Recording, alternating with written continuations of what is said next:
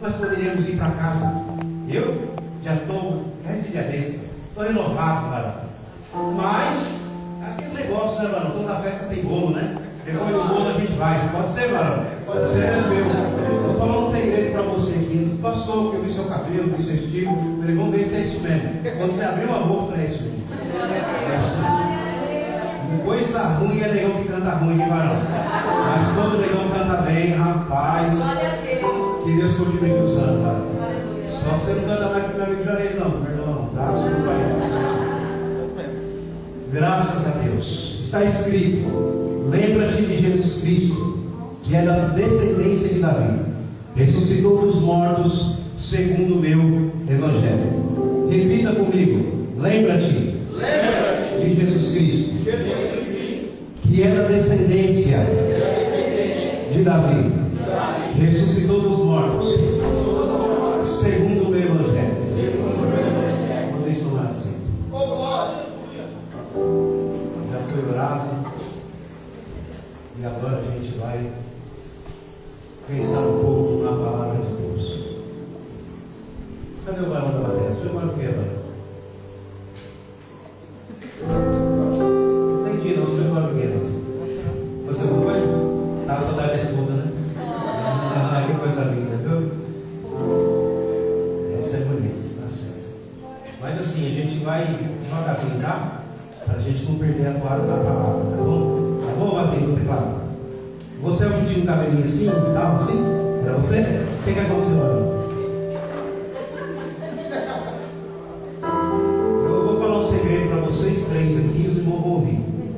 Se Deus permitir, eu vou abrir a igreja Assembleia de Deus, Ministério Sou. Só para negro. Depois de uns 3 anos a gente abre a sessão para os brancos. Mas os 3 anos vai ser, não é nada contra você, não que faz. Mas é só para a gente ter liberdade, sabe? Cantar uns hinos assim, ó, você, mano, você vai cantar, tá? Dessa vez o Juarez não vai porque ele gosta de brega. Não vai.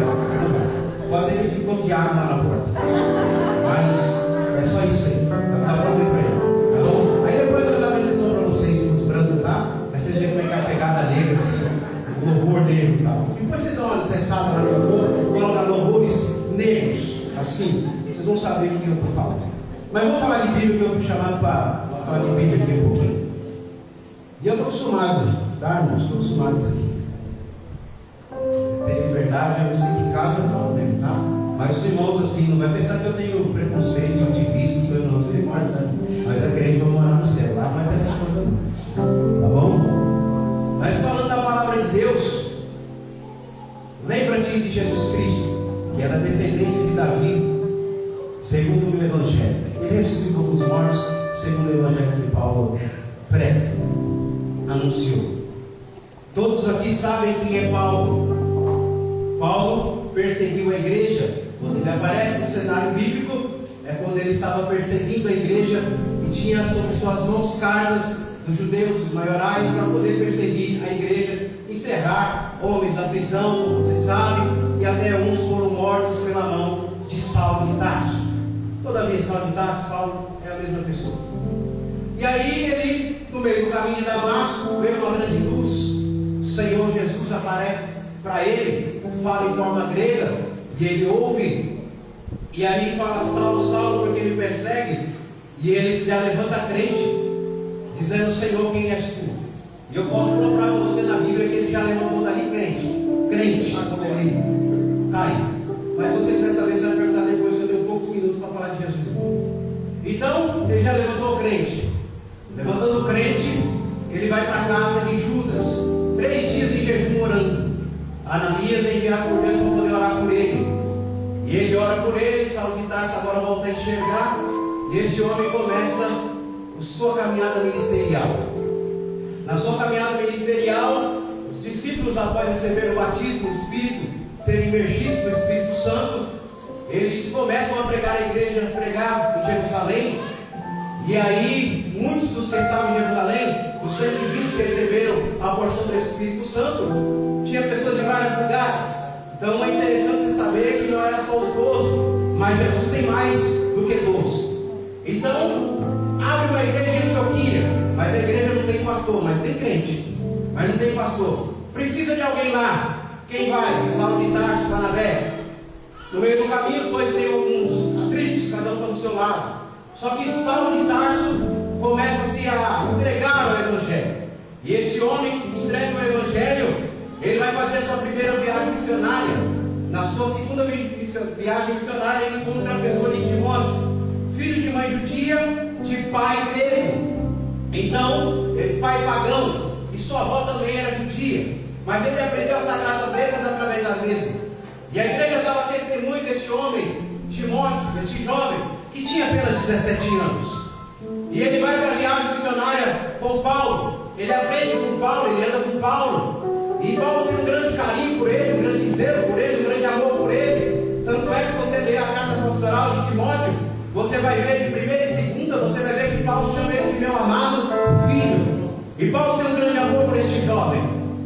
E Paulo começa agora a levar ele para a viagem missionária. Ele está aprendendo lá de Paulo e Saulo de Tarso, e vendo aquilo que Deus está fazendo na vida de Saulo de Tarso, ele está acompanhando como cooperador do reino de Deus. Só que agora Paulo está esse jovem na igreja, e Paulo já estava preso. Na sua primeira carta ele fala com Timóteo e fala algumas coisas que agora não dá tempo de falar. Mas na sua segunda carta ele alerta Timóteo sobre os conflitos da igreja. E essa carta é tão atual como os dias de hoje. E aí ele fala dos conflitos, do que Timóteo poderia sofrer, ou do que Timóteo sofria. Porque a verdade é que Timóteo era novo. Ainda Timóteo, para ajudar, ele era doente. E para ajudar ainda Timóteo era tímido, tinha dificuldade com a igreja. E Saulo de Tarso vai encorajá-lo, dizendo: Deus não nos deu espírito de temor, mas sim de fortaleza, de ousadia. E ele fortalece a vida de Timóteo, para que Timóteo continue na caminhada do Evangelho. É interessante você saber que, como a irmã falou, eu não vou ver mais meus filhos. Cadê a irmã? Falando, não vou ver mais meus filhos, já que deu testemunho aqui. Saulo de Tarso manda essa carta, e nessa carta ele expressa o seu sentimento, porque ele vai dizer: eu fui julgado e ninguém esteve comigo. Eu estava sozinho, eu estive sozinho, mas eu quero te ver, Timóteo. O último desejo de Saulo de Tarso era ver Timóteo antes de morrer. E ele estava na sua segunda prisão, e essa segunda prisão ele já estava condenado para morrer. E ele, sabendo que estava condenado para morrer, ele encoraja Timóteo, porque ele sabe que Timóteo é o pastor da igreja em Éfeso, a igreja que Paulo mais se dedicou. 3 anos ele pregou na igreja, na cidade de Éfeso, e a igreja que está em Éfeso. Então ele mais se dedicou àquela igreja, àquela cidade, e agora ele colocou como pastor uma pessoa que ele amava, Timóteo. E ele colocou esse jovem e encoraja. Só que não é o encorajamento dos dias de hoje. O encorajamento de hoje é: você é o cara. O encorajamento de hoje é: você tem condições. O encorajamento de hoje é dizendo palavras para a pessoa, para que ela sinta-se a total necessidade, achando que ela realmente é o cara. Mas Paulo não fala isso para ele.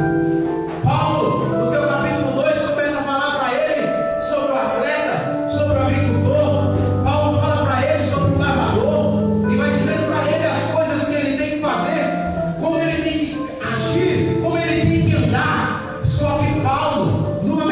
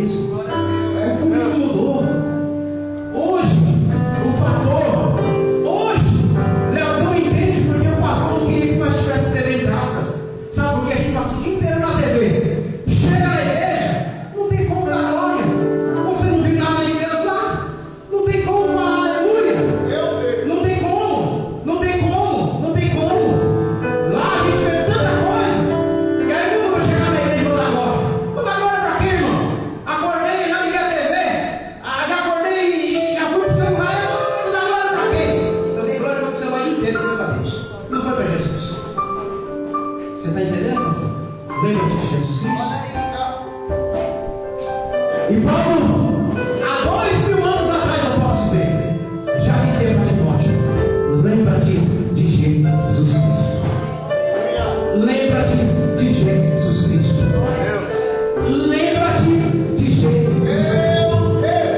Eu vou te dar algumas especificações para você se lembrar de Jesus. Não vou nem olhar o esforço. Não vou nem olhar para o esforço. Outro dia eu vim para pregar nesse esforço. Olha só. Quem é Jesus Cristo? Um belo dia, ele estava com os discípulos, os 12. Judas não tinha traído ainda não. O pilantra estava lá ainda. E aí, os 12 estavam lá. Quem os homens dizem que eu sou? Aí sempre tem um negócio aberto, é Jeremias. Aí o mais bobo, né? Não, ele não, ele é João Batista. A outra, é um profeta aí, olha só, meu. Tiraram Jesus, é um profeta aí. Você é um profeta? Tá bom, é um profeta aí. Não dá, né? Eu estou falando de Jesus, né? É um profeta aí.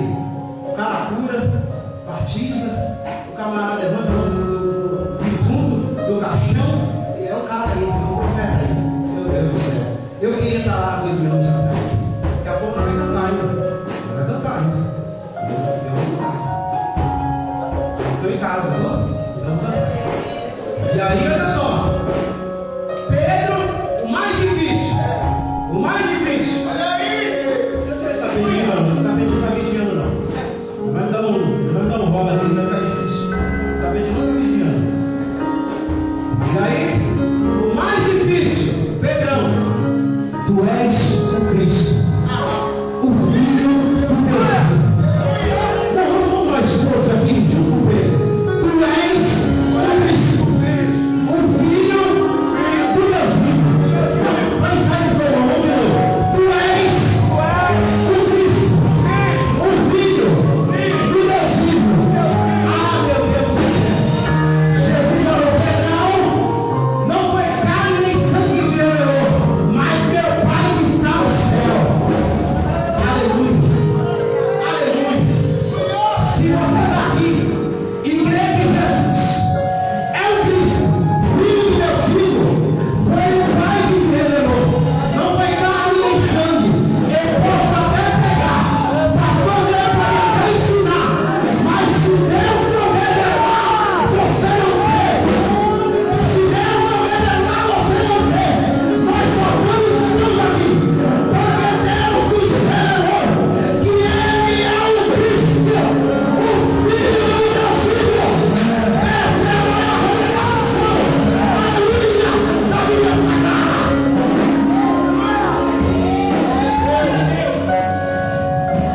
Eu gostei de você. Segura um pouquinho. Nós conversando, hein?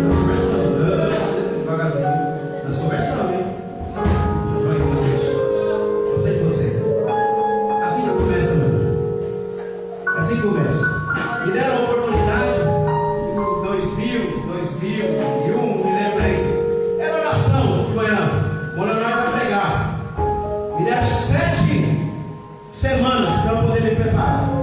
E eu preparei a mensagem da Davi, Golias, sabe? Para pregar de manhã.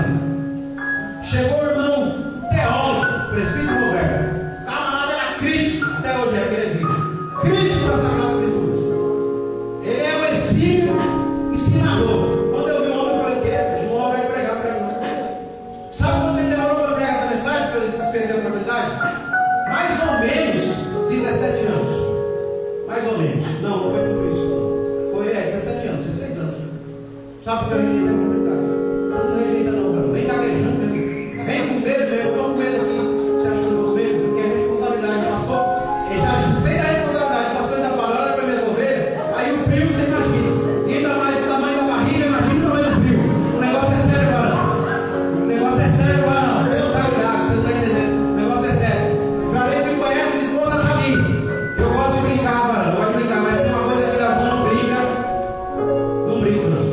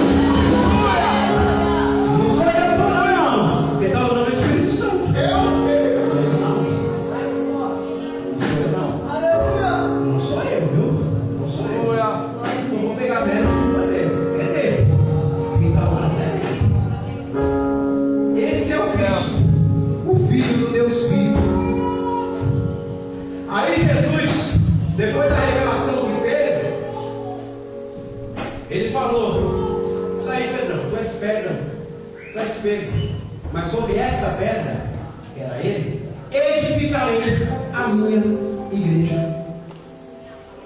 Jesus foi quem edificou a igreja.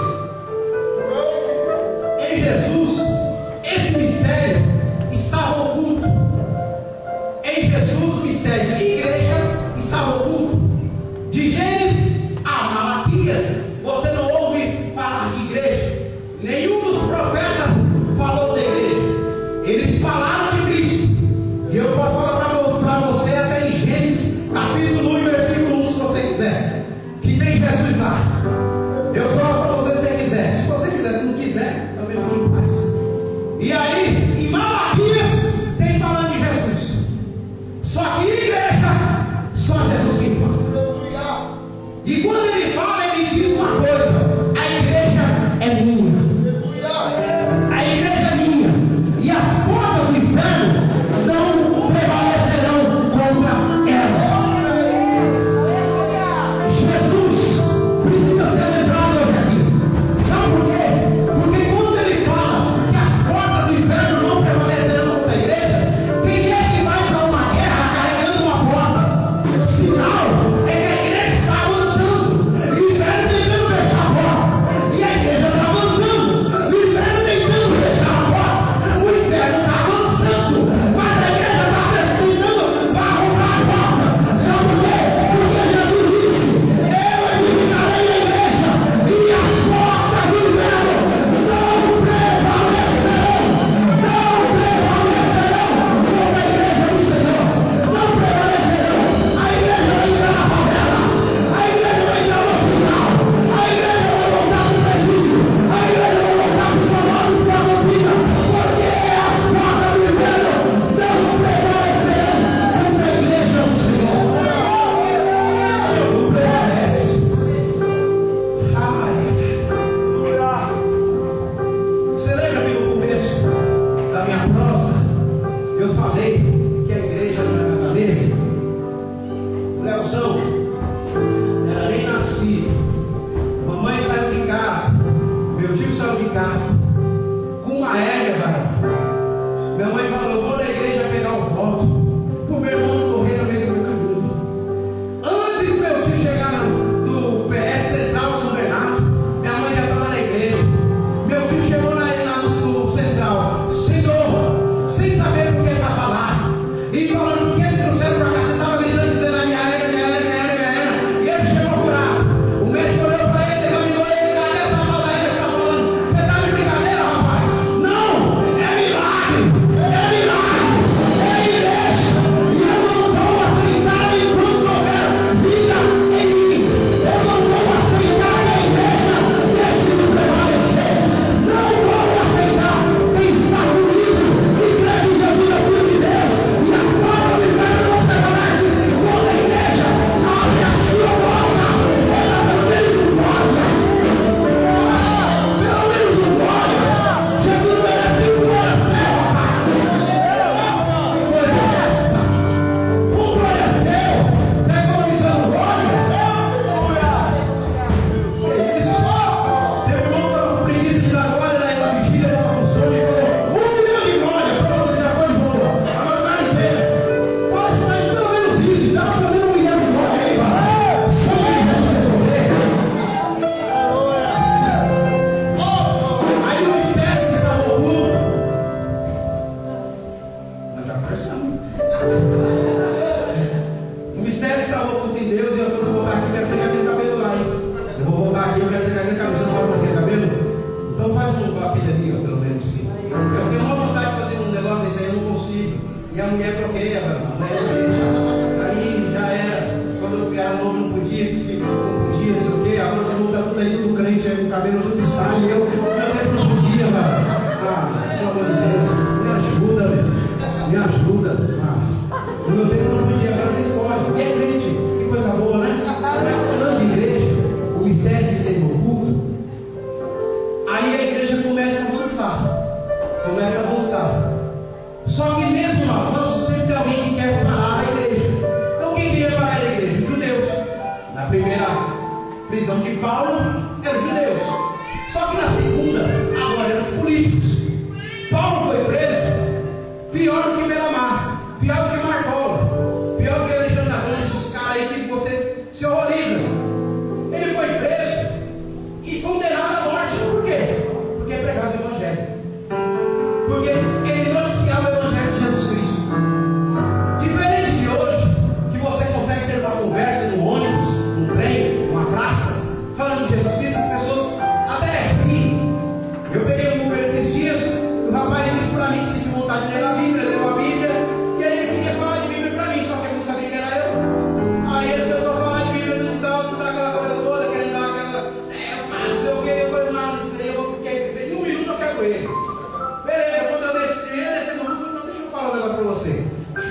capítulo 1 vai dizer que o verbo era Deus, o verbo estava com Deus.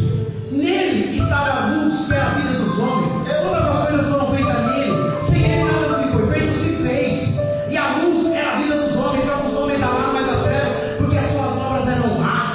Olha só, ele veio para ver os seus, mas os seus não receberam. Mas todos quando receberam, só você recebeu. Mas vamos lá.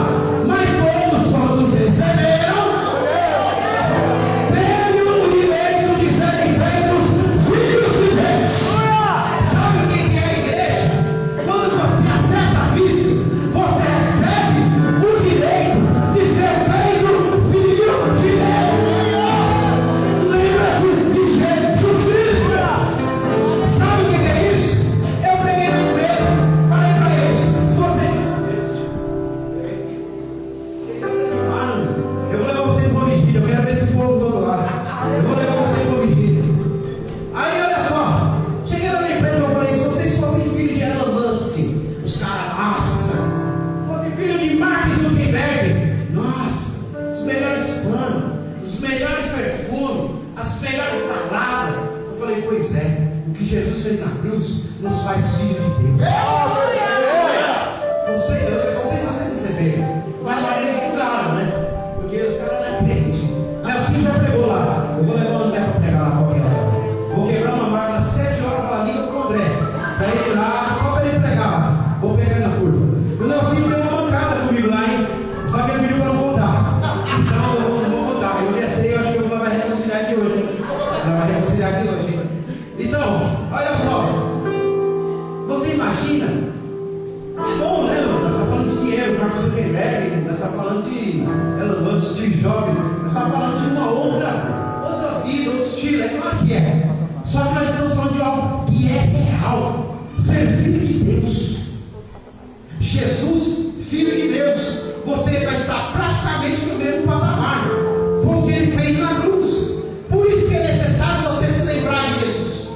Por isso que é necessário você se lembrar dele. Lembrar de Jesus é lembrar que ele morreu, mas também ressuscitou. Porque hoje eu vejo uns irmãos fazendo apelo e eles falam: quem quer aceitar Jesus como seu Salvador? Mas esquece que Jesus também aceitou.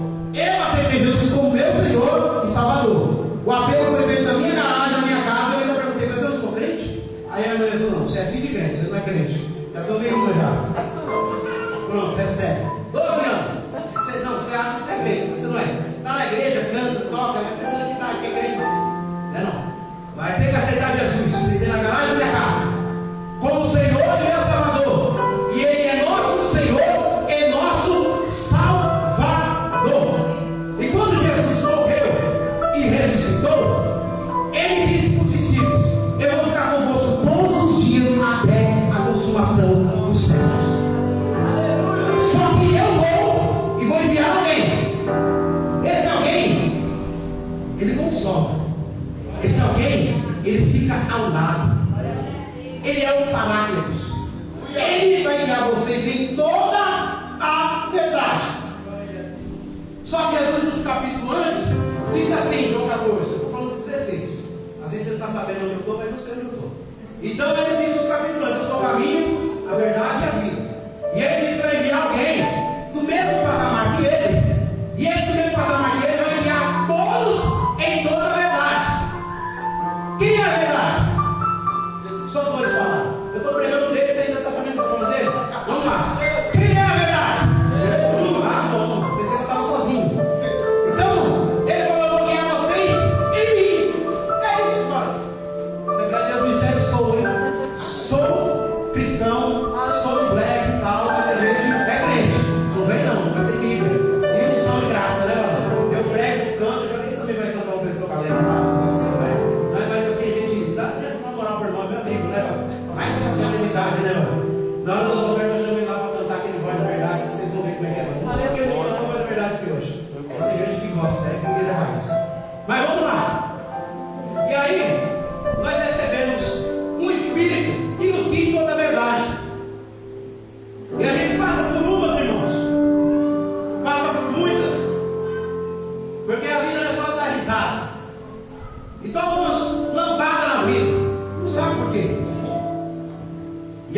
fica naquela, se enfraquecendo, se esfriando. E um belo dia, o Espírito ministra, porque Jesus disse que é o Paráclitos, e é para ele estar lá. Eu vou trabalhar, não levo minha esposa, não levo minha filha, mas ele eu levo. Aí um belo dia ele ministra no meu coração. Lembra-te de Jesus Cristo.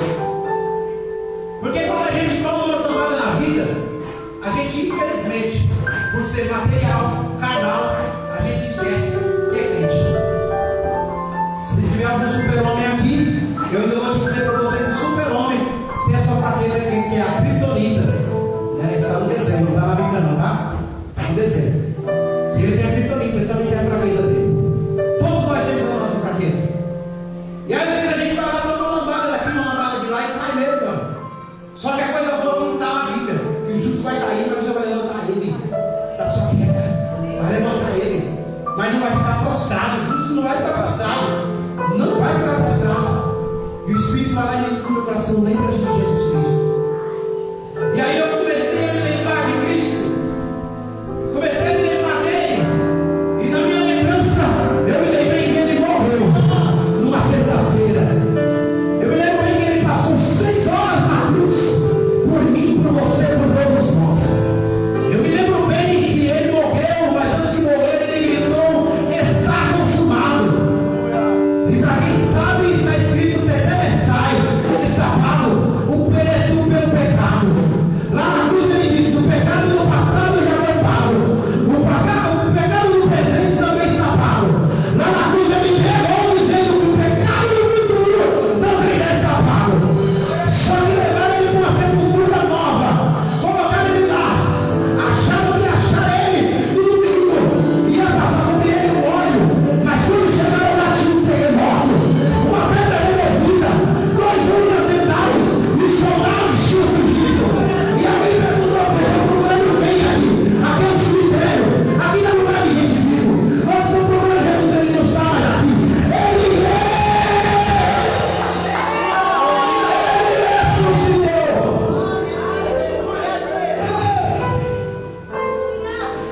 Eu vou contar aqui para você. Eu tinha 8 anos, não, pensa que eu trabalhava. Minha mãe crente, vovó católica. Aí eu falei: não, vou fazer uma coisa que eu não aguento mais apanhar todo dia uma surra, varão. Todo dia. Falei: não, vou fazer um negócio aqui. Estava na igreja aquele dia, eu não dormi. O bispo falou: você tem que orar em espírito. Falou para a igreja, falou para mim: tem que orar em espírito, porque o diabo não ouve. Eu vou fazer um teste. Dobrei o joelho na frente da Ave Maria. Falei: ó, se a senhora me ajudar hoje, eu vou fazer a lição, tirar uma nota boa, eu vou bagunçar e vou te servir. Naquele dia eu fui o melhor da sala, fui elogiado. Nossa, que coisa boa. No outro dia, dobrei o joelho diante dela. Só que eu não falei, eu pensei. Foi o pior dia da minha vida, eu tomei a pior surra da minha vida. Você está rindo para você. Tomei um quebra, irmão, de madeira, de cabo vassoura, com 8 anos de idade. Tá bom, passou, já fui perdoado. Aquele tempo nós apanhávamos, as crianças que hoje pintam e mordem, não leva nenhum, meu Deus do céu. E aí, falei: agora eu vou servir Jesus, porque essa cabra feia, eu falei o nome lá na hora, presta para nada, não me ajudou em nada. Agora eu sei quem é o de verdade. Meu Deus. Eu sei quem é de verdade. Eu falei: agora eu sei quem é de verdade. Eu sei quem é de verdade. E aí nós estamos diante de uma igreja que você aceitou Jesus, sabe que ele morreu, sabe que ele ressuscitou. Tem gente que está diante de uma imagem, está diante de uma madeira, de uma pedra. Por mais que os muçulmanos sejam como eles estão, você não vai ver dizer que Maomé ressuscitou. Por mais que você veja que alguém vai lá na mesa branca, você nunca vai ouvir dizer que Allan Kardec ressuscitou. Você vai ver como são testemunhas de Jeová. Minhas irmãs, tem 2 irmãs que são testemunhas de Jeová, e elas são firmes e elas acreditam que o reino vai ser na terra. O problema é delas. Elas vão herdar meu violão, vai ficar lá em casa. E aí, por mais que elas acreditem nisso, mas o camarada, eu esqueci o nome, também não ressuscitou. Mas quando eu falo de